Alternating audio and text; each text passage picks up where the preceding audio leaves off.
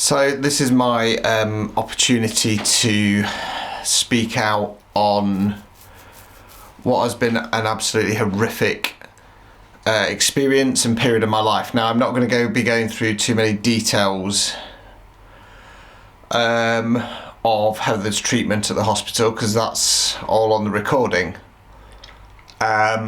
Please understand that I am coming at you as Richard Odoms, the human being. So despite what people might think of me, despite the rumours about me, my behaviour, my actions, I am a human being. I have been treated extremely unfairly, and I continue to be treated unfairly. Now, I don't care. People can think of me what they want. I have nothing to hide. Everything I say, I have evidence and it's backed up. And this is my way of purging. I've been carrying other people's secrets for too long now. And this is my way of kind of closing down this horrific chapter in my life. So I am going to be starting with my experience with the hospital and the legal system. Now, before I do that, I just want to highlight a few things for people. Many people will be aware of this already, but for those who don't. So, the first thing to state is that when Bevan created the NHS,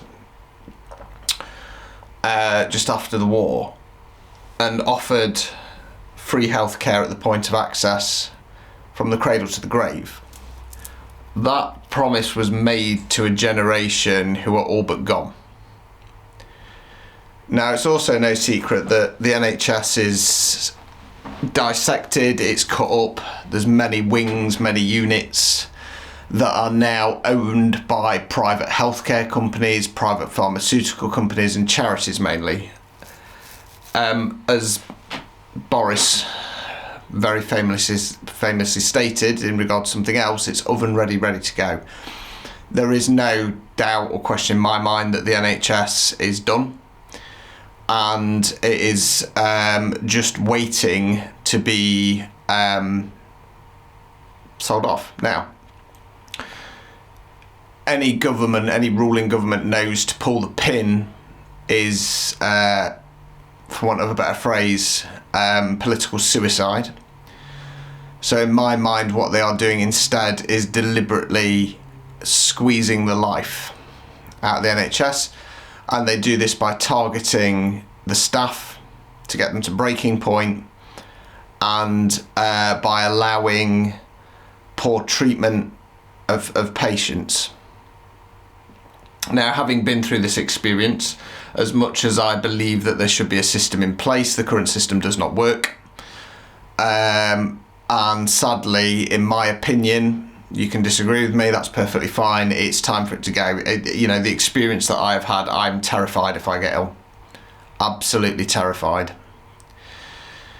Now, I've got to be careful what I say, because sadly, everything that I've experienced and everything in that recording, as you've heard, despite there being admission from high up members of Chesterfield Royal Hospital admitting, in my opinion, faults and failings, legally they have done nothing wrong. Legally, they can get away with half-arsed excuses, shifting services across to another part of the hospital that has, in my opinion, also failed. And it's abysmal. It's traumatic, and I fear for people going into hospital these days who can't get private healthcare. Now, I must state that this all started before we knew Heather had cancer. It started with a complaint from myself due to the treatment that she was receiving. Now, as it progressed and as it went on, my argument has always been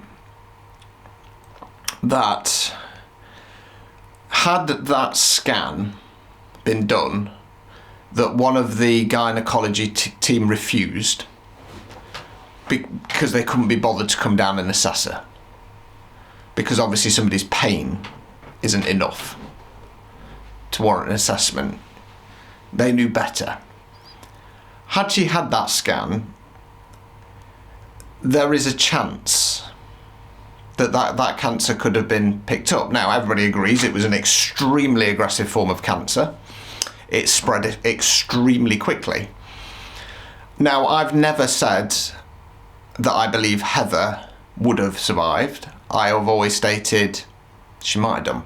Now, it's funny because, you know, anybody who deals with the NHS, and I understand why, they're very quick to give estimates, and they're very quick to say, but it's just an estimate, when the patient's alive. As soon as the patient passes away or something goes wrong, it's very quick, they're very quick to say, we believe there was nothing that could have been done.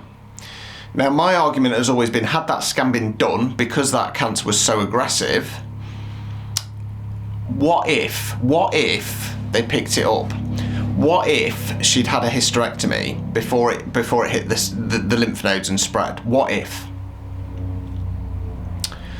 Now, as part of the legal process, the solicitor that I had been advised to take on has to put it through to an independent medical expert. Now, that independent medical expert basically said that the cancer was too aggressive. However, in both reports, did defer back to a gynecology specialist.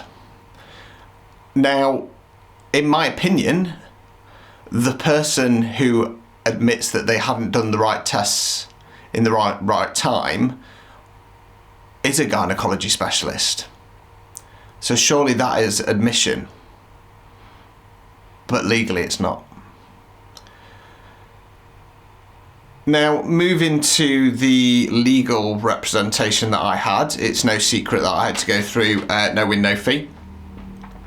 I don't have the money. Now, as part of the no win fee, no win basis, you get one shot. You get one shot. Now, I'm obviously not a legal expert. I took legal advice from the legal expert who wanted to go down the cancer route. Now, I did state at the time that I believe that, you know, I don't want to state that I believe that she could have been saved, but I believe there could have been a slight chance. I was more interested in going down the pain of suffering route. Now, this legal expert, the solicitor, stated to me that we should go down the cancer road because of the admission, and, you know, they didn't feel that the medical expert was going to agree with us, but that's the road that we had to go down. And then after that, we could go for pain of suffering. He did not state to me at any point that if we did that, that would be that one shot over and done with. Because if he had, I would have said no. You know, I'm not an idiot. As soon as the medical expert said in their professional opinion Heather wouldn't have been saved, that was it. That was game over. Now, he didn't say that to me.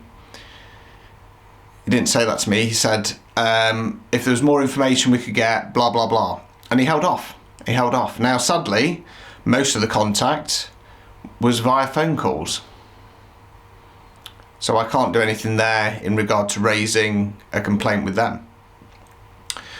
Now, throughout this whole process, this has been very clear and evident to me that the law is very firmly on the side of the NHS.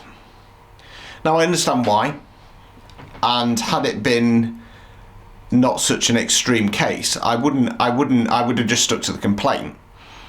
But the fact that, as you've heard on the recordings, in my opinion, it's been failing after failing after failing.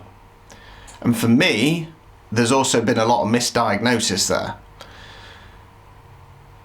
Now, in these cases, surely there should be a better system in place. Surely. Now, I've been open and I've been honest with the trust.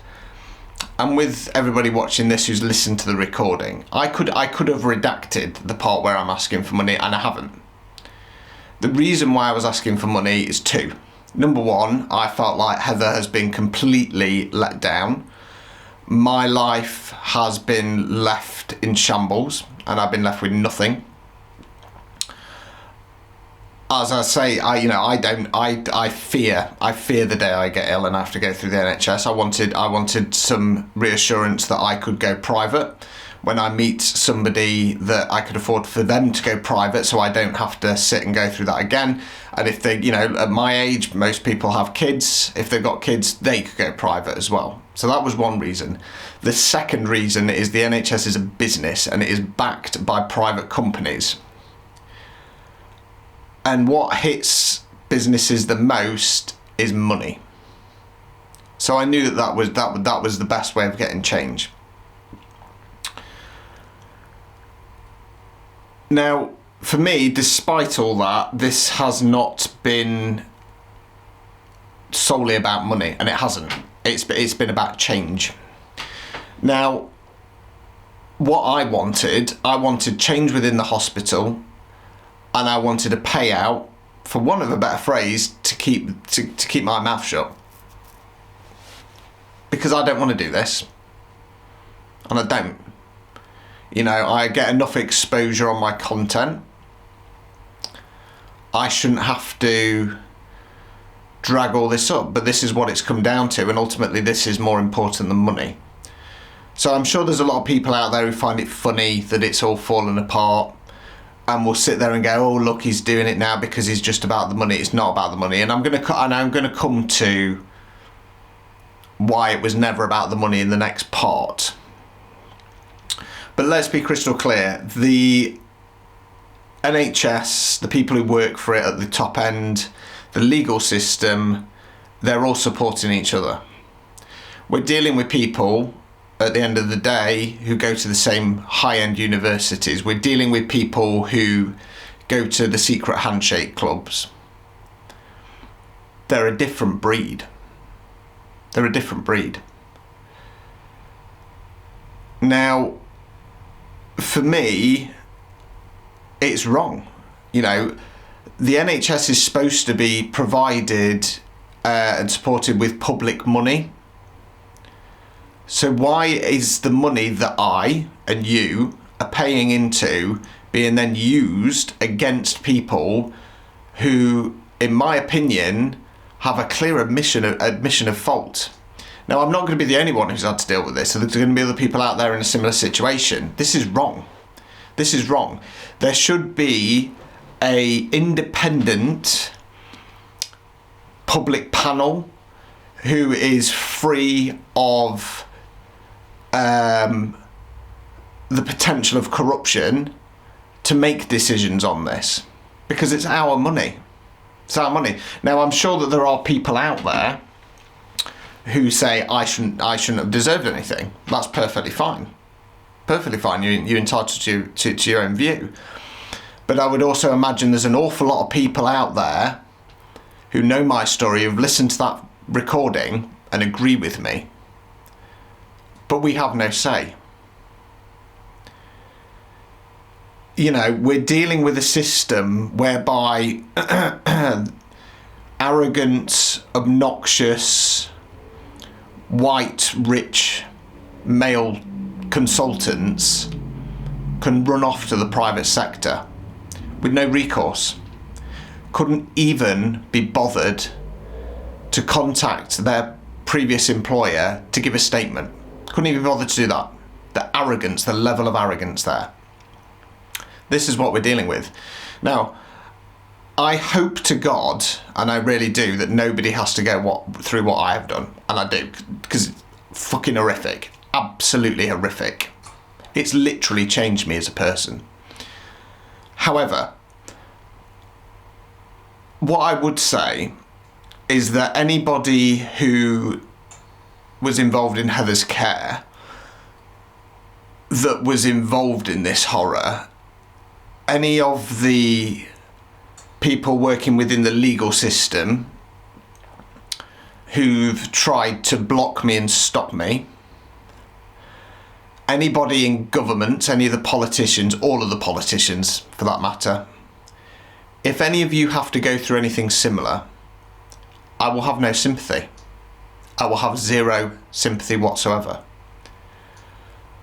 And when you're screaming and pleading and begging to God, source, universe, whatever you want to call it, to swap places, and you're refused, you'll have no sympathy from me, because this is your doing. This is your doing. And I hope that you people can sleep soundly at night, knowing the trauma and the torment that people like me left behind have to go through. No sympathy at all, because this is the system that you've created.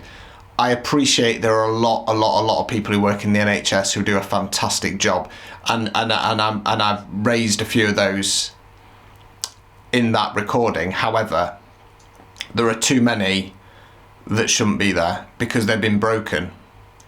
Now, what I would say to anybody working in the NHS who has lost that, get out, because you're having an effect on people's lives. You're causing people to be in pain, uncomfortable. It's not right. Working in the healthcare profession, it's not just a job. It is a vocation. It is a calling. And if things don't change, we're going to end up with an NHS that's like the care system. Underpaid people who don't give a shit. My plea is that people listen to this. My plea is that people stand up. Now, I'm not going to take this any further, and I'm not. I've done everything that can be asked for me. I'm tired. I want to move on from this, and I want peace. Now, I'm under no illusion that most people will watch this and go, isn't it terrible? And nothing will happen. But believe you me, when you're in this situation or something similar, you'll wish that you had said something, and you'll wish that you had stood up.